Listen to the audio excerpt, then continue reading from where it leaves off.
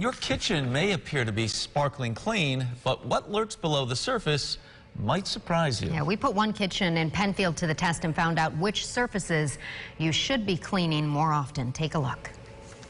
Whatever my kids tell me, everything from chicken piccata to filet. Jeremy Rako cooks in his kitchen every day. Today he's making chicken piccata for 40 people. You know, I'm extremely OCD.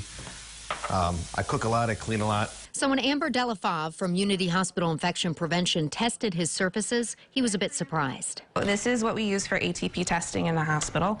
So when we find ATP, that tells us that there is biological material present on the surface. It can be bacteria, it can be dead skin cells. She tested the areas that are usually the dirtiest. So we're just going to swab right around the sink here. Is that typically a dirty area right by the sink? It is. So because whenever you're cleaning or using the sink, water is splashing.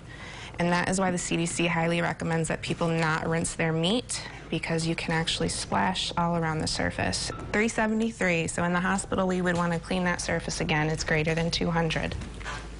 So we'll go over to the stove.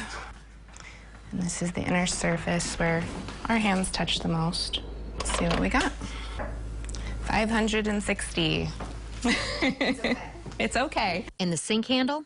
840. All right, so those numbers may seem high, but When we put it into comparison, this is very clean for a home kitchen.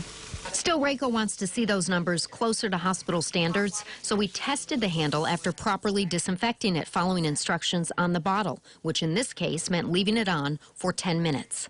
21. Beautiful. 21. Wow, just by leaving it on for the recommended Amount of time. Yep. It all surprised me. I guess it's good to know, and I learned a lot.